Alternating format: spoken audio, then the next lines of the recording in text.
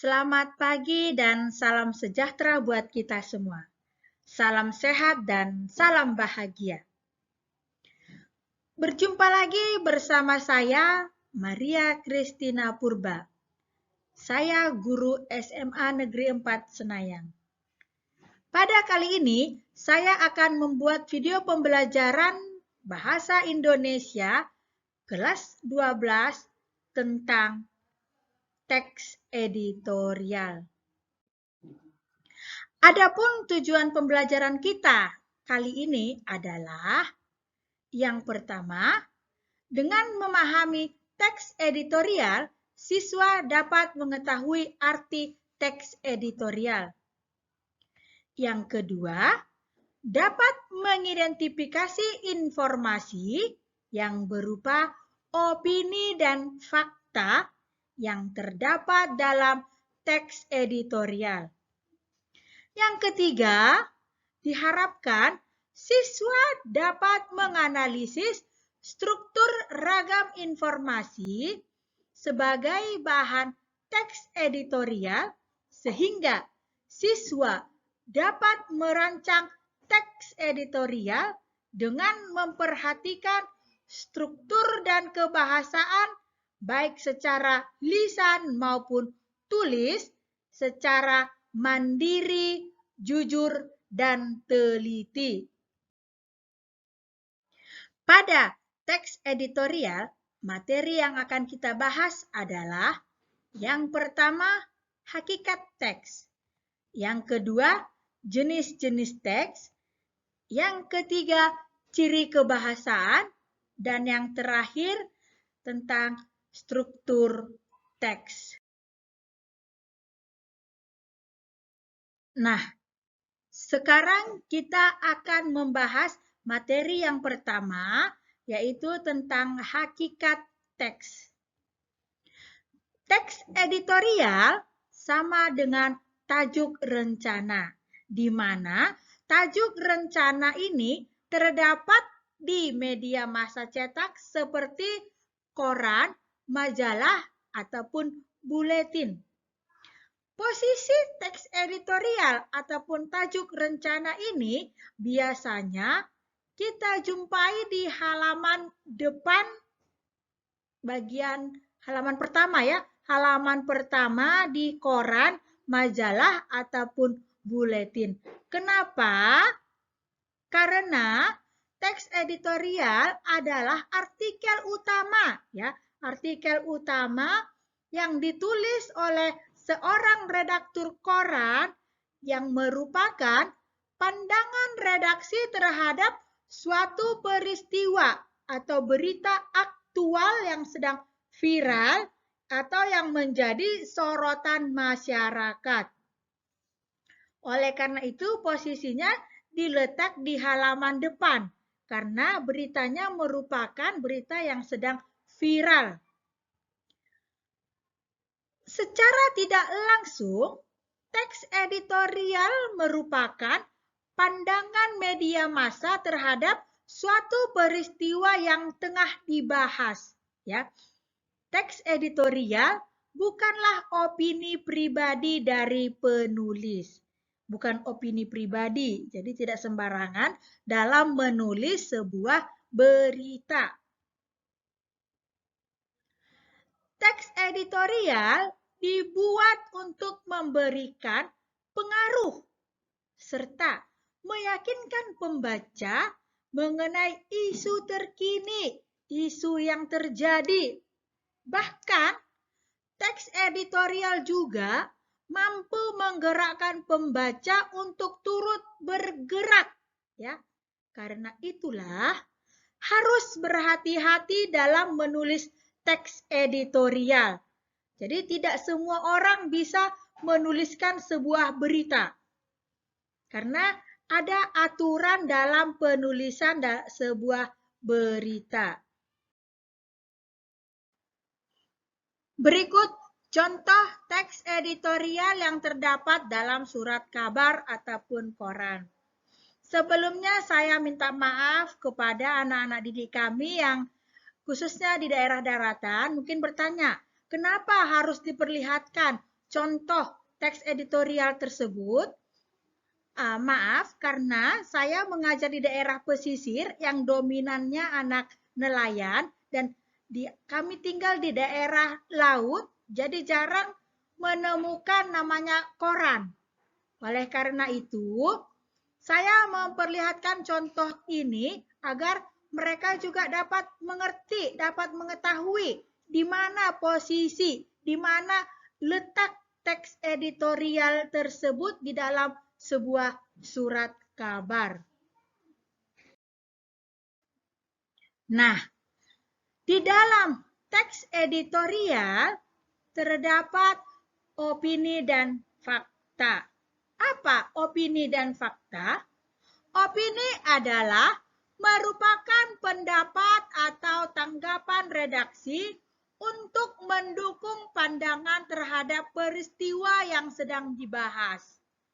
Di dalam teks editorial dapat berupa penilaian, kritik, prediksi, atau dugaan berdasarkan fakta empiris. Harapan dan saran penyelesaian masalah. Itulah pengertian dari opini yang merupakan pendapat atau tanggapan redaksi untuk mendukung berita tersebut. Berikutnya fakta. Fakta adalah hal, keadaan, peristiwa yang merupakan kenyataan atau sesuatu yang benar-benar terjadi. Fakta sulit dan tidak bisa dibantah. Namun, fakta dapat berubah jika ditemukan fakta baru yang lebih jelas dan akurat. Ya, ingat ya nak. Fakta dapat berubah jika ditemukan fakta baru yang lebih jelas dan akurat. Fakta yang terdapat dalam teks editorial berupa peristiwa dan data-data yang terkait dengan peristiwa yang dibahas. Artinya, tidak lari dari berita yang akan kita bawa. Misalnya berita kebanjiran, faktanya tentang kematian, berarti sudah salah. Kalau misalnya berita kita tentang kebanjiran, faktanya tentang kebanjiran. Data-datanya, apakah ada korban jiwanya, kapan peristiwa tersebut, di mana, pukul berapa, mengapa bisa terjadi. Itulah yang dimaksud dengan fakta. Materi yang kedua adalah jenis-jenis teks editorial. Baik, di sini saya akan menjelaskan sedikit tentang jenis-jenis teks editorial. Apa-apa saja jenis-jenis teks editorial? Yang pertama, interpretatif editorial, yaitu ditulis dengan tujuan menjelaskan isu-isu yang dipertaruhkan oleh fakta dan figur untuk memberikan penerangan dan pengetahuan. Yang kedua, kontroversial editorial, yaitu menyebarkan sudut pandang tertentu, meyakinkan pembaca pada keinginan isu tertentu, sementara sudut pandang yang berlawanan digambarkan dengan buruk. Berarti ini ada sisi negatif dan sisi positifnya. Yang ketiga ada explanatory editorial. Apa explanatory editorial? Yaitu menyajikan masalah untuk dinilai pembaca. Nah, masalah inilah yang akan dinilai oleh si pembaca.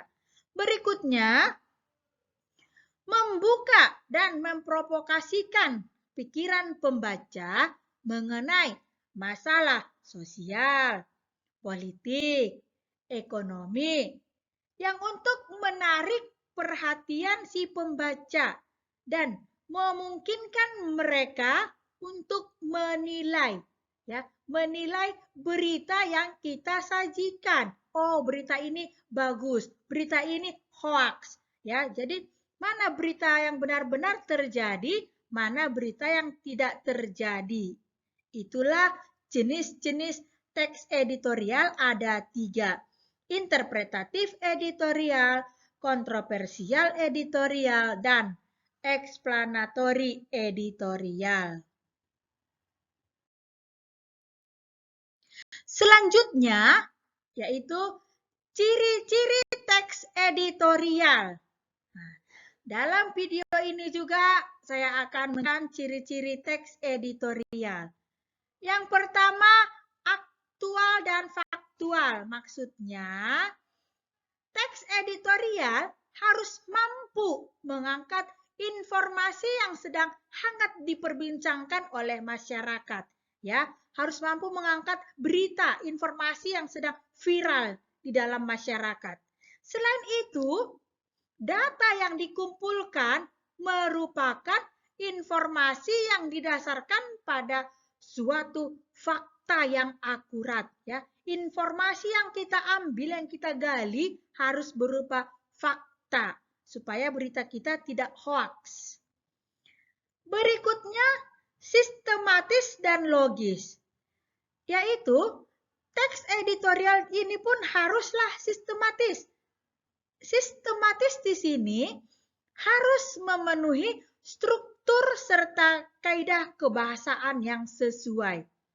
Struktur dan kaidah kebahasaan yang sesuai. Penggunaan bahasanya, susunannya harus sesuai dengan aturan dalam penulisan sebuah surat ataupun berita. Selain itu, teks editorial juga harus logis, bukan merupakan hal yang fiktif. Logis maksudnya bisa diterima oleh akal sehat manusia, ya, yang nyata benar-benar terjadi, bukan fiktif. Cerita fiktif contohnya seperti cerpen, novel, puisi, dan karya sastra lainnya. Sedangkan berita, cerita ataupun bahasa yang digunakan haruslah bahasa yang bagus sesuai dengan kaidah bahasa Indonesia. Terakhir, argumentatif. Argumentatif merupakan teks yang berisi argumen-argumen, pendapat, ya, pendapat yang merupakan sudut pandang dari redaksi. Argumen mereka tentang berita yang akan disajikan.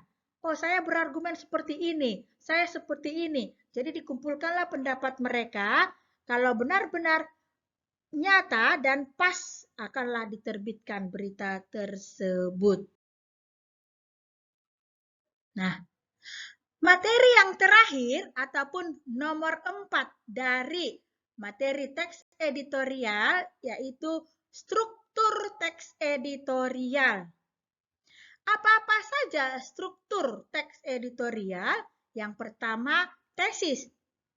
Tesis disebut juga dengan pengenalan isu yang merupakan bagian pendahuluan pada teks editorial. Nah, apa fungsi tesis ini? Fungsinya untuk mengenalkan isu atau permasalahan yang akan dibahas pada bagian berikutnya. Bagian tesis biasanya disajikan persoalan yang sifatnya aktual, fenomenal, ataupun kontroversial. Jadi tesis ini merupakan bagian awal abstraknya, ya, untuk mengembangkan berita selanjutnya. Kemudian argumentasi, ya, struktur berikutnya yaitu argumentasi. Argumentasi di sini merupakan bagian dalam teks editorial yang berisi penyampaian pendapat, ya. Penyampaian pendapat.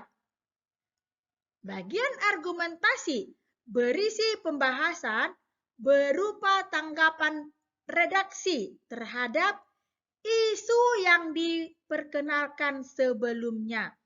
Jadi ini merupakan pendapat ataupun tanggapan dari redaksi terhadap isu yang kita kenalkan sebelumnya. Yang terakhir, struktur teks editorial ada penegasan. Penegasan adalah atau pernyataan ulang pendapat dalam teks editorial yang berisi simpulan, ya. Penegasan atau pernyataan ulang pendapat dalam teks editorial yang berisi simpulan, saran atau rekomendasi. Nah, penegasan ditegaskan ulang bahwa berita ini, bahwa kejadian ini benar-benar terjadi, ataupun hati-hatilah yang sekarang berita viral yaitu penculikan anak, ya. Nah, viral di daerah ini terjadinya penculikan anak pada usia sekian. Jadi ditegaskan ulang kepada orang tua, berhati-hatilah, tetap menjaga anaknya, waspadalah. Karena kejadian itu kita tidak bisa ketahui kapan, di mana, dan dengan apa, kita tidak bisa paham gitu ya. Selain itu, bagian penegasan juga merupakan tujuan redaksi kepada pihak terkait yang terlibat dalam isu yang diperbincangkan, ya. Jadi inilah penegasan ini menyampaikan kepada isu yang diperbincangkan kepada si pembaca. Nah, agar kita lebih waspada terhadap berita yang kita baca. Apakah ini hoax atau tidak? Ya, kita sendirilah yang memahami berita tersebut. Berikut ada contoh teks editorial yang sedang viral pada masanya. Yang pertama, contoh teks editorial yang pertama yaitu tentang COVID-19 yang terjadi pada tahun 2019, di mana berapa korban, kenapa bisa terjadi, di daerah mana, bagaimana kesiagaan seorang dokter, bagian kesehatan, dan lain sebagainya. Pada masanya ini memang lagi viral, lagi tren ya. Orang lagi waspada mengenai COVID-19. Berita yang kedua, yaitu sistem pendidikan di Indonesia masih terbilang jauh tertinggal dibandingkan negara-negara lain. Ya, ini bisa diangkat karena mereka memang melihat kenyataan, keadaan di masyarakat Indonesia yang saat ini masih tertinggal pendidikannya. Contohnya seperti keadaan kami di sini di daerah pesisir, ya tidak hanya bisa mengenal koran pun kami tidak ada, tidak sampai ke daerah kami. Jangankan koran, jaringan saja sampai sekarang masih susah untuk kami gapai gitu. Jadi ini bisa juga termasuk ke dalam berita, ya bisa. Makanya bisa dikatakan sistem pendidikan di masih tertinggal jauh.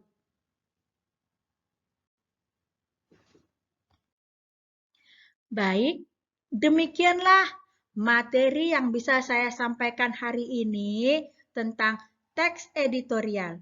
Semoga materi ini dapat bermanfaat bagi anak-anak kami semua. Salam sehat dan salam bahagia.